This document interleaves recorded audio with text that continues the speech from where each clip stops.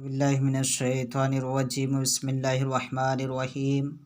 آئیے آج ہم پھر نورانی قاعدہ پڑھتے ہیں۔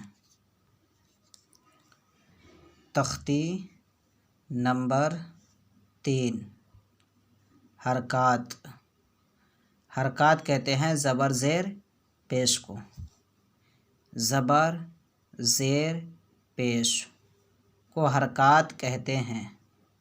زبر زیر پیش کو جلدی پڑھیں، تھوڑا بھی نہ کھینچیں۔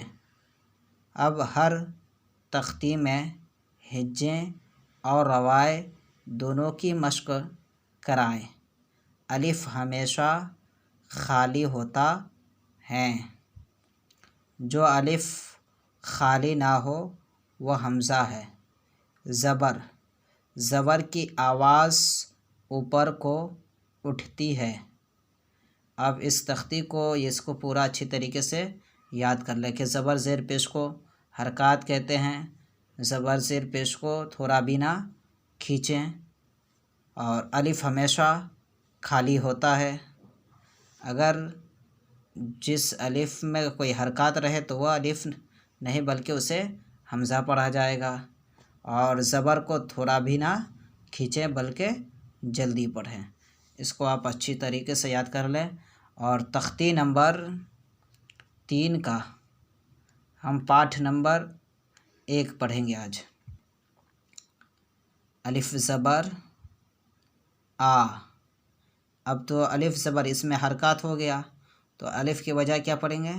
حمزہ زبر آ، با زبر با، تا زبر تا، ثا زبر ثا، جیم زبر جا، حا زبر ہا، خا زبر خا، دال زبر دا، زال زبر زا، را زبر را، زا زبر زا، سین زبر سا، شین زبر شا، صاد زبر سا، دعا زبر دعا، طا زبر طا، ظا زبر ظا، عین زبر آ،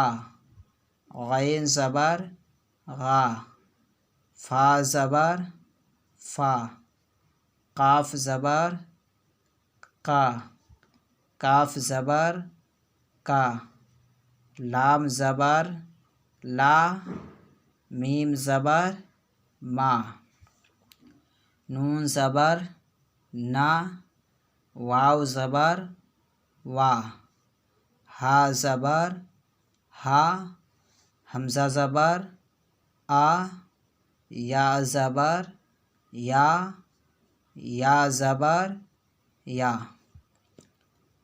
آ با، تا ثا، جا ہا،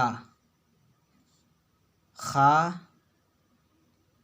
دا، ذا را، زا سا، شا صا، دعا طا، ظا آ، غا، فا، قا،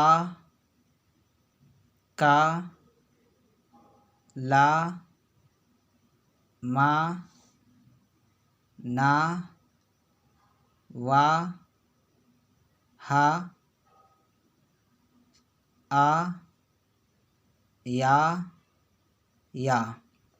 اسے میں نے ہجے اور روائے دونوں پڑھا ہے، اب اسے یاد کر لیں۔ انشاءاللہ آگے ہم اگلے سبق میں پڑھیں گے۔ ٹھیک ہے، السلام علیکم ورحمۃ اللہ وبرکاتہ۔